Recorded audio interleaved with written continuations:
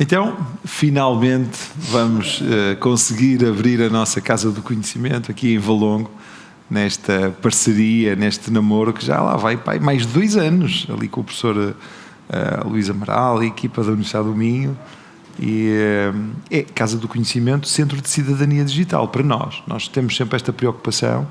Fico muito contente, Sr. Reitor, por tê-lo cá hoje, e daqui a bocadinho disponibilizarmos mais um ponto de acesso à promoção do conhecimento, da criatividade, da inovação, através da facilitação, digamos assim, do acesso à tecnologia.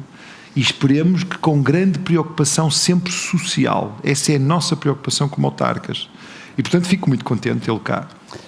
Muito obrigado. A alegria, como imaginará, também é minha, não é? De facto, foram 2 anos muito turbulentos, não é? Se os anos tivessem sido outros, provavelmente o desfecho tinha ocorrido mais cedo, mas também a verdade é esta, este tempo difícil que vivemos permitiu-nos amadurecer a ideia, e o facto de estarmos hoje aqui significa que ela foi capaz, a ideia, de resistir condições difíceis, no sentido em que mantivemos uma crença de que este é um caminho que deve ser perseguido. Eu devo dizer que esta iniciativa é particularmente importante para a Universidade.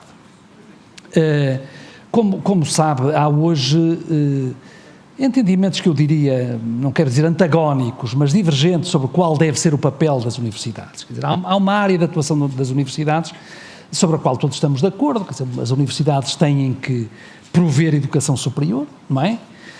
Estão responsabilizadas pelo alargamento das fronteiras do conhecimento humano. Isso é algo que é comum, assumidamente comum, objetivos partilhados pelas instituições, mas depois há um outro eixo de atuação que assim é objeto de alguma discussão, designadamente sobre qual deve ser o grau de envolvimento das instituições universitárias em iniciativas que visam diretamente o desenvolvimento social, o desenvolvimento cultural, o desenvolvimento económico. Para nós, na Universidade do Minho, é muito claro que este eixo de missão é tão relevante quanto os outros. E há muito que nós temos um compromisso afirmado com o desenvolvimento dos territórios onde estamos. A Universidade do Minho tem sede em Braga e tem um polo em Guimarães, mais recentemente um polo em Famalicão, antecipamos a curto prazo um novo polo em Esposende, mas isto não significa que a atuação da Universidade fique circunscrita pelos territórios onde ela mais diretamente exerce a sua atividade. Claro. A nossa ambição claramente é de ter uma intervenção mais disseminada, mais alargada, uma presença efetiva nos territórios. Para lá, evidentemente, daquilo que é também característico da Universidade. A Universidade opera na escala global, não é? Mas um dos desafios mais interessantes com o que as instituições debatem hoje é como é que se relacionam estas apostas à escala global, na internacionalização das instituições, com uma presença que decorre, do meu ponto de vista, do seu mandato próprio, que é de contribuir para o desenvolvimento dos territórios, das regiões e do país que é o nosso. E é na resposta a este desafio que nós temos explorado vários instrumentos, e um desses instrumentos são as casas de conhecimento, que marcarão, sinalizarão a presença da universidade fisicamente nos territórios, mas fazendo de uma forma que não se pode esgotar nisso, indo ao encontro da sua preocupação, não é? Não é a existência de uma placa, a existência de um lugar que é propriamente decisiva para a universidade. É ao contrário, a possibilidade de encontrar novas formas de ancoragem em novos territórios, e de aí poder disseminar a sua atividade. É isso que nós esperamos e, portanto, eu responderia muito afirmativamente à sua posição. Obviamente que a nossa preocupação principal, central, são as pessoas e a criação de condições para a capacitação das pessoas, para tornar as pessoas cidadãs e cidadãos mais ativos, mais comprometidos, mais informados, capazes de responder àquilo que são os desafios da sociedade do conhecimento. Essa é a nossa preocupação e encontramos nas casas do conhecimento uma resposta muito interessante, julgamos, para este tipo de desafios. E quando eu hoje assisto ao entusiasmo com que o Sr. Presidente fala da Casa do Conhecimento, mais convicto fico de que a nossa aposta é uma aposta certa. Sabe, as pessoas às vezes perguntam-nos porque é que nós temos a mania de colaborar com várias universidades. Eu vou-lhe dizer, se calhar publicamente não se tem essa noção. Nós temos projetos com a Universidade do Minho, agora vamos entrar numa rede e quero agradecer também, porque no fundo é um ato de enorme generosidade, não é, da rede, de acolher mais um município, mas nós temos projetos em curso. Nós trabalhamos com a Universidade do Porto, com o Politécnico, trabalhamos com privadas, a Lusófona, colaboramos somos um dos municípios que iniciou o projeto com o CESOP, com a Católica de Lisboa. Nós estamos, a nossa revisão do Plano Diretor Municipal, da parte do processo participativo, também com tecnologias, é com o Laboratório de Políticas Públicas da Universidade de Aveiro. Ou seja, eu, desde o início, que dizia internamente, nós temos que fazer com mais sinapses, ser capazes de fazer muitas sinapses.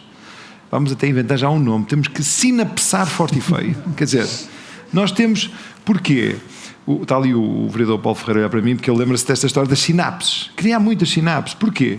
Porque os municípios os municípios podem fazer muita diferença na vida dos territórios. Se quiserem, podem ser decisivos. Agora, não são centros de conhecimento. Nós podemos ajudar, por exemplo, a montar estruturas como são, e o Sr. Vereador da Educação, que está aqui também, podemos montar laboratórios de inovação, como as antigas, como se dizia, salas do futuro, ou laboratórios de inovação, casas do conhecimento, centros de cidadania digital, como abrimos em Irmesinde em 2018, com a CDI. Hoje, isto é um centro de cidadania digital, é uma casa do conhecimento. Os nomes é que mudam. Mas nós não estamos na linha da frente do conhecimento. As universidades, os politécnicos, os centros de saber estão. E, portanto, criar estas condições, digamos assim, estes interfaces, estes espaços onde os centros de saber podem vir aqui experimentar, por exemplo, porque qual é a principal massa da inovação social? São as pessoas.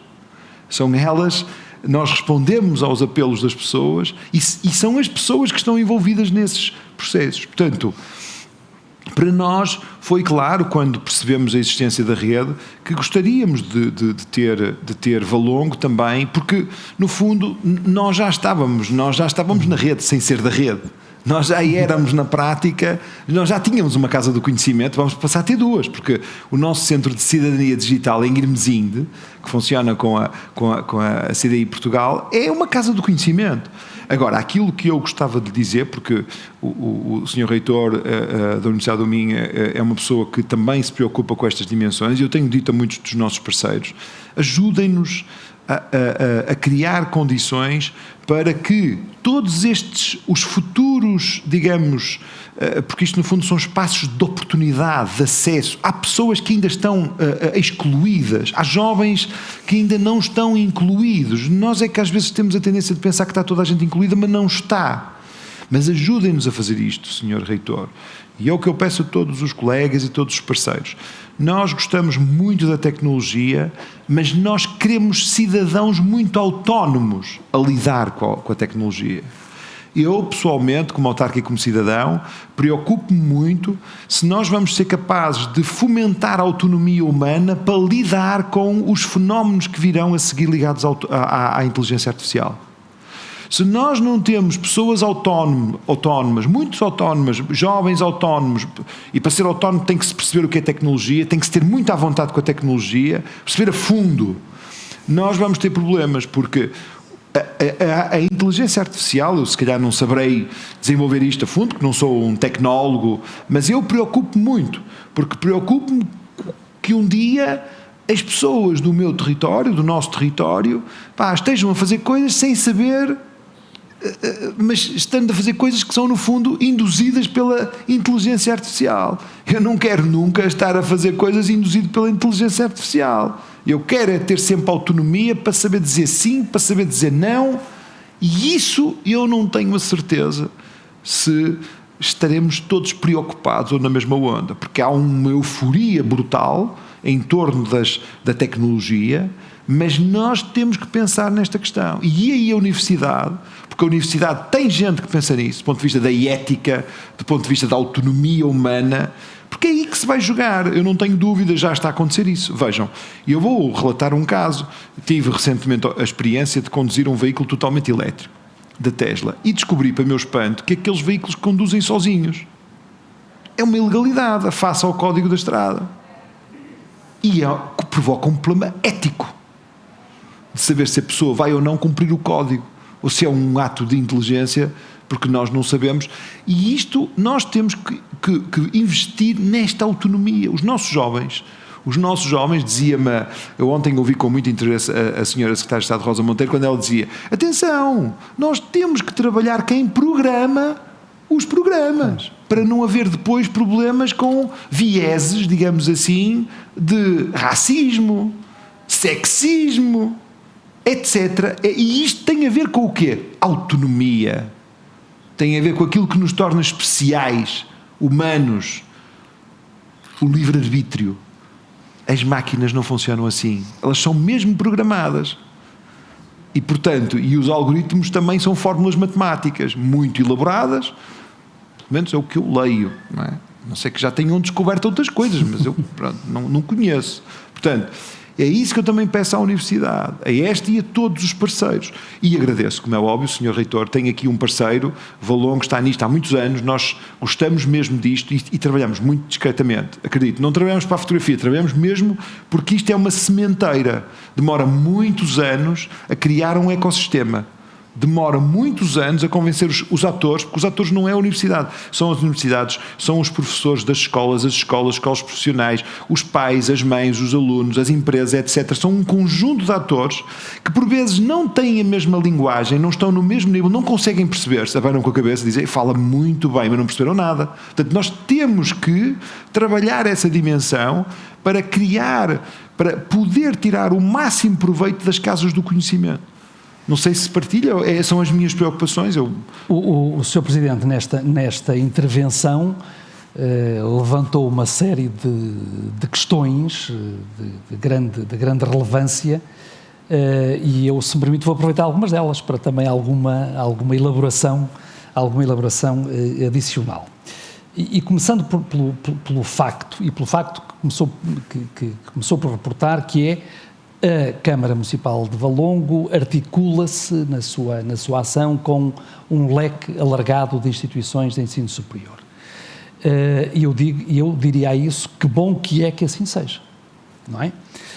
Porque, entre outras coisas, revela o seguinte, que hoje as instituições de ensino superior estão, de facto, disponíveis e estão diferenciadamente disponíveis para se articular com os municípios. E isto não é, digamos, um facto tão antigo assim, não é? Que tenha, esta é uma realidade relativamente recente com que nós nos confrontamos, quer dizer, porque corresponde a duas coisas. Por um lado, há algum grau de especialização das próprias instituições, que vão percebendo que podem orientar a sua ação mais num determinado sentido ou noutro sentido, independentemente daqueles elementos comuns que eu há bocado me referia, que é todos fazemos formação de alto nível das pessoas, todos temos preocupações de a partir da investigação que realizamos, criar conhecimento novo, mas depois vamos procurando, de facto, encontrar aquilo que são marcas próprias da nossa atuação. E isso é o problema visto por um lado. Visto por um outro lado é isso que queria sublinhar, que é a disponibilidade dos municípios para estas interações com as instituições que são produtoras de conhecimento. E isto cria no seu conjunto uma realidade que é uma realidade relativamente nova no nosso país e da qual o país no seu conjunto pode largamente beneficiar e certamente cada município e cada instituição poderão também beneficiar, porque daqui, isto tem a ver depois com uma nota que eu queria deixar sobre os próprios processos de transferência deste conhecimento. E a palavra transferência até ela própria é aqui algo discutível. Provavelmente aquilo de que deveríamos falar são processos de co-construção de conhecimento, não é? Porque é de facto nesses lugares de convergência entre o que são as necessidades identificadas, estou a falar da relação entre municípios e instituições, enfim, esse espaço que corresponde à identificação de necessidades por um lado e à existência de resposta por outro lado. Questão muito interessante que ele levantou é qual é a natureza última da resposta que nós procuramos, quer dizer, o que é que justifica esta articulação, o que é que justifica esta concatenação de vontades. E a resposta do que o Sr. Presidente deu e que eu de facto também daria, não é? É formação de pessoas, formação cidadã, cidadania integral, cidadãos capazes de se posicionarem de uma forma própria, autónoma, para usar a sua palavra, perante um conjunto de desafios de grande complexidade que as sociedades contemporâneas enfrentam. E a minha convicção é esta, quer dizer, é esta partilha de objetivos que envolve uma mobilização de saberes diferenciados, há de conduzir a soluções que nos tornarão certamente sociedades mais justas, sociedades mais equilibradas, sociedades mais democráticas, que é uma aspiração que, eu diria, felizmente é transversal à nossa sociedade. Não é verdade. Dizem-me que nós agora temos que inaugurar a Casa do Conhecimento. Vamos a isso. Portanto, vamos a isso. E nós somos cumpridores e vamos a isso. Exatamente, vamos a isso. Mesmo ao segundo. Não há hipóteses. É os biscoitos, são muitos biscoitos. Aqui comem-se muitos biscoitos.